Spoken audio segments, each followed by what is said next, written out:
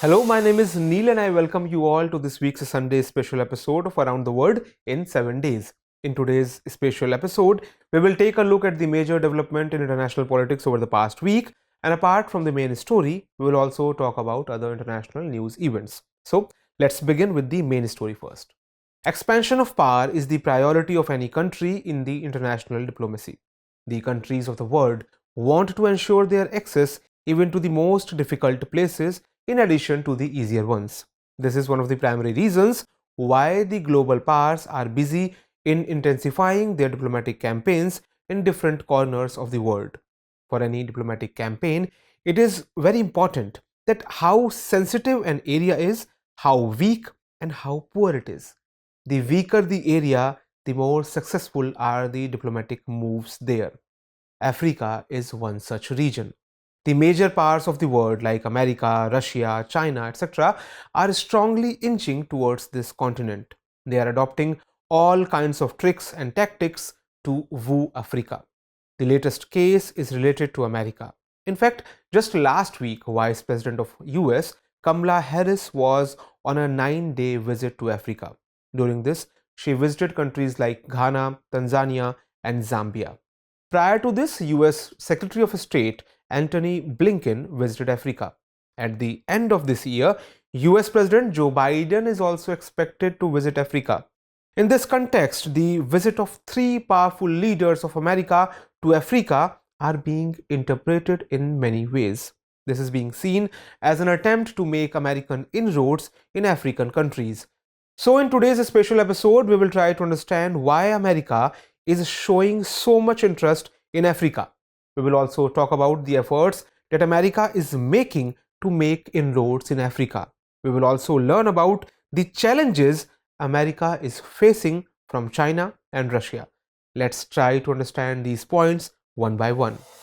The US Africa Summit took place in December last year itself. The summit was hosted by President Biden. 49 African governments, African Union Commission, youth leaders, and African diaspora citizens of the United States participated in this 3-day summit. The summit reflected America's renewed commitment to Africa and provided an opportunity for the Biden administration to discuss issues of mutual interest and enhance cooperation on shared global priorities. There has been a bipartisan agreement among the US and the African policymakers for some time that the US needs to revitalize and prioritize its relationship with Africa. Traditionally, the US involvement in Africa has focused primarily on promoting democratic norms, foreign aid, reducing poverty, and addressing conflict and insecurity. While these priorities are also important, the US has failed to take into account the changes taking place across the continent. On the other hand, Africa has emerged as one of the world's most sought after destinations in the digital innovation and entrepreneurship sector. But the US has lost its foothold in Africa due to a decline in trade and investment over the past decade. However, there has been an uptick in the US diplomacy in Africa in recent times. This change was already signaled in August last year with the launch of a new US strategy for the sub-Saharan Africa and the convening of the second US Africa Leaders Summit. The United States has expressed its commitment to take the US Africa Summit forward and work together to strengthen Africa's future. The question is what this future is. As a matter of fact, Africa is a continent with a young and growing population. This continent is also rich in terms of natural treasures. Africa contains about 30% of the world's mineral reserves, 8% of global natural gas, and 12% of global oil reserves. This continent has 40% of the world's gold and up to 9% of the world's chromium and platinum. Africa has the largest reserves of cobalt, diamonds, platinum, and uranium in the world. This speciality of Africa has attracted the global powers towards it. Another prominent reason is that the most African countries are poor. Their poverty invites capitalists to invest.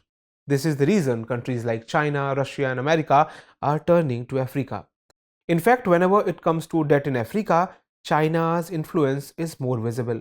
In such a situation, the ineffectiveness of America there is worrisome for it. With the intention of overtaking China, America is now trying to work seriously in Africa. On the other hand, Russia is also a big headache for America. Russia supplies the most weapons to Africa. Now, Russia has also started moving forward in Africa in various mining projects. Russia's Wagner Company, which is a paramilitary organization, has got many such projects. This organization is furthering Russia's interests in Africa. Russia's supremacy in Africa was seen when a vote was to be held in United Nations against the Russian attack on Ukraine. The countries of Africa were seen divided on this issue. Half of the African countries, including Tanzania, abstained from voting. In such a situation, it is also a matter of concern for America from a geopolitical perspective. Therefore, America wants to present itself as a more reliable partner. The US is not just wooing Africa with its investments, but claims that its emphasis on democracy along with human rights makes its relationship with Africa different from that of China or Russia. At a time when America is facing a tough challenge from China and Russia, it is not going to be easy for America to strengthen its foothold in Africa. There has also been a complaint of African countries that there should be no pressure on them regarding what kind of relations they want to build with which country. Many times it has been seen that China or America put pressure on African countries to come along. Such an approach may backfire for America. Although Africa is rich in natural resources, its biggest identity is poverty.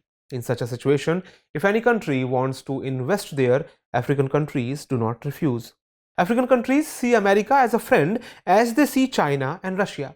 So when a country seeks help from China, Russia, or the US, it should not be seen as a part of a major powerful bloc. And while America can do all it can to gain influence in Africa, any attempt to arm twist Africa, as we just mentioned, can only backfire geopolitically for the US. Now it's turn for the program's Sunday special segment in which we will talk about other important international news. Recently, US Senate Speaker Kevin McCarthy and Taiwan's President Tsai Ing-wen met in America. During this meeting, Tsai was honored with the Leadership Award. It was the first meeting since 1979 in which the President of Taiwan has met a high-ranking official in the US.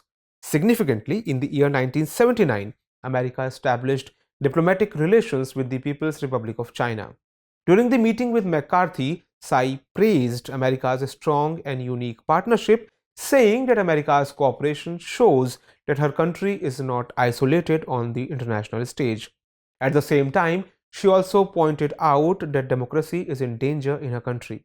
McCarthy said that the US would continue to work together to promote economic freedom, democracy, peace, and stability for the people of Taiwan.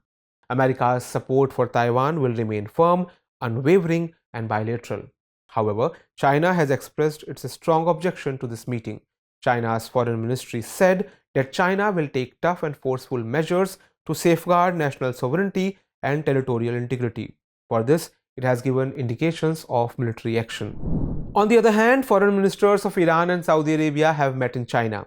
They said that the purpose of this meeting is to further strengthen the talks of reconciliation between the two countries. Actually, the relations between the two countries were broken about 7 years ago.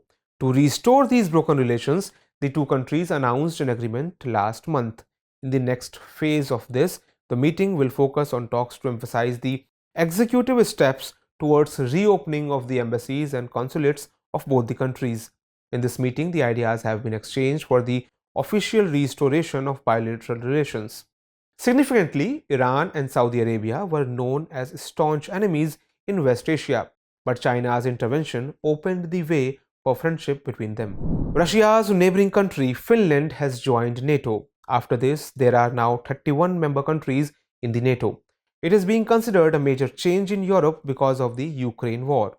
This is the first time in the history of NATO that a country has become a member so soon. In fact, Finland had started the process of becoming a member of NATO in May 2022, on which all the NATO members have given their necessary consent also. However, Finland's neighboring country Sweden's membership is still stuck because of Turkey. Significantly, Finland has an army of 280,000 soldiers in the event of war. This number makes it one of the largest armies in Europe. Finland and Russia share a border of about 1300 kilometers. Therefore, with Finland becoming a NATO member, the length of the border between NATO and Russia has now doubled. So that's all in today's episode. Let's note down the question based on today's discussion. Why is America increasing its closeness with African countries? Explain in context of geopolitics. That was all in this episode. See you in next one. Till then, goodbye.